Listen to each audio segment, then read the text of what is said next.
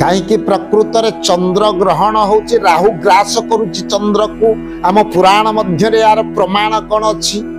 चंद्र को कहीं राहु ग्रास करुची एवं राहुर मस्तकटा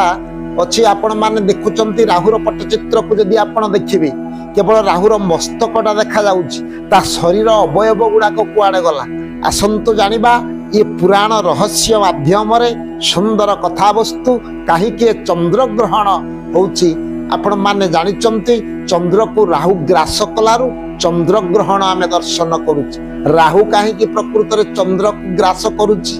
ये पुराण रहस्य माध्यम रे ये कथा को आमे खोलिबा उन्मोचन करिबा जते बेला आज्ञा दानव एवं देवता मिसी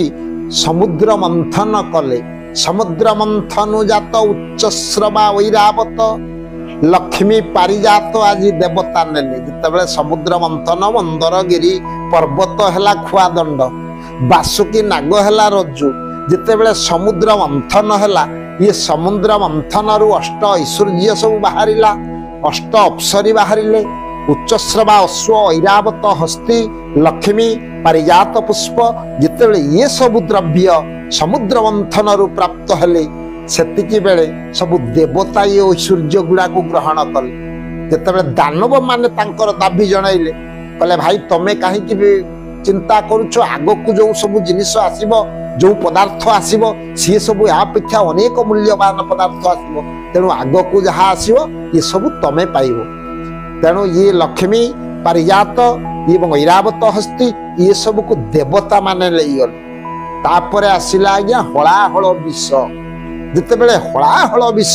समुद्र मंथन रु बाहरी सब छत्र भंग दे देवता दानव सब पलायन कले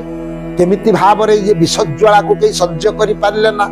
एतिकी बेले ये सृष्टि को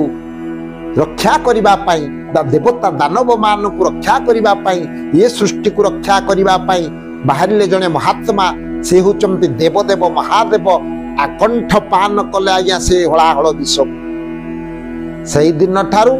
शिवंकर विषपान करिबा द्वारा शिवंकर कंठ आज्ञा नीलवर्ण हो जाइछि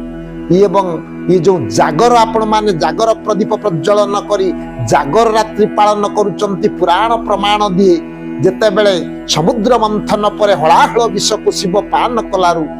जेते बेले चेताशून्य होई पड़ी रहिले शिव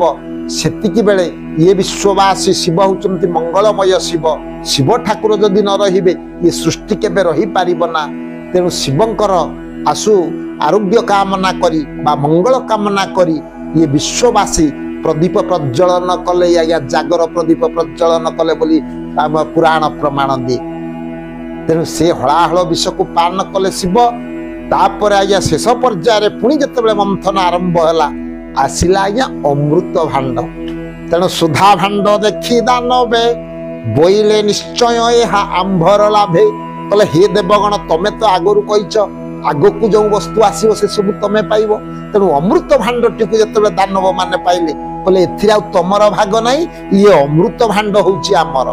तेणु अमृत भांड को नहीं जते दानव माने चली गले देवता मानकर आतंक सृष्टि हला जदि अमृत भक्षण करदेवे दानव माने सब अमरत्व प्राप्ति हेबे तेणु देवता मान को सेमाने आउ मानिबे ना ये स्वर्गपुर को आक्रमण करिवे ये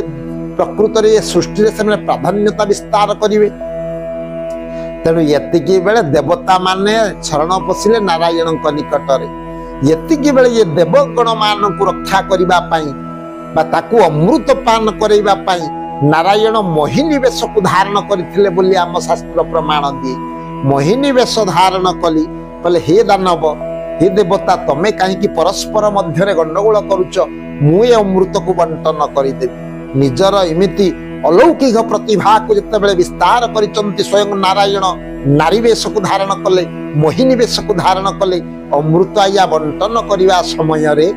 इमिति छलना कले ये तो मायाधारी ठाकुर जामाया देवे ओ गोचर काहू बुझीबे दानव छार दानव तांकर माया बुझी पारिबे कौन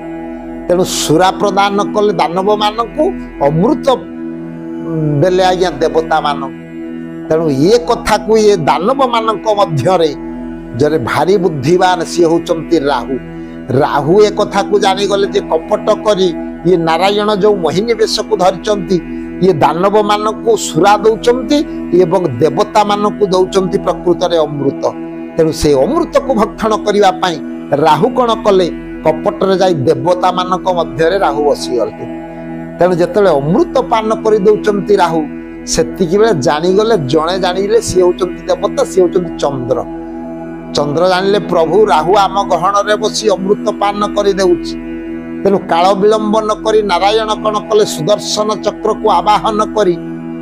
राहु को विनाश करदेले। अर्थात तांकर गंडी मुंडटा अलगा करदेले। जेतिकी आज्ञा अमृत पान करिथिला राहु कंठ देश जाय अमृत जाइथिला सेतिकी जाय आज्ञा अमर होई गेला। तार मुखटा हमर कंठ पाखरु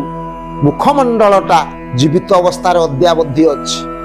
तेणु चंद्र ठारी देइथिबारु सेई दिन ठारू राहुर शत्रुता रहिला चंद्र उपरे। पौराणिक किंवदंती अनुसारे सेई दिन ठारू राहु आज्ञा सुजोग नहीं चंद्र को ग्रास करुछि। अद्यावधि मध्य आम पौराणिक किंवदंती अनुसारे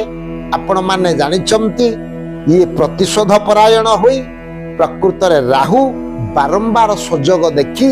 आज्ञा चंद्र को ग्रास करे। जो दिन चंद्र को से ग्रास करुछि से दिन धराबक्षरे आमे चंद्र ग्रहण देखा पाऊ। राहु ग्रास करे चंद्र। स्वल्प समय कथा वस्तु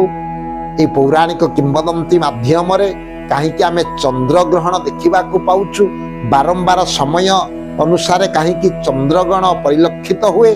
से कथा वस्तु माध्यम रे मु प्रकाश कली। ये स्वल्प समय कथा वस्तु परवर्ती अध्याय रे आउ गोटे सुंदर कथा वस्तु नहीं आपण मानक आगे मु उपस्थापन करी। से सर्वे भवन्तु सुखिनः सर्वे सन्तु निरामया सर्वे भद्राणि पश्यन्तु मा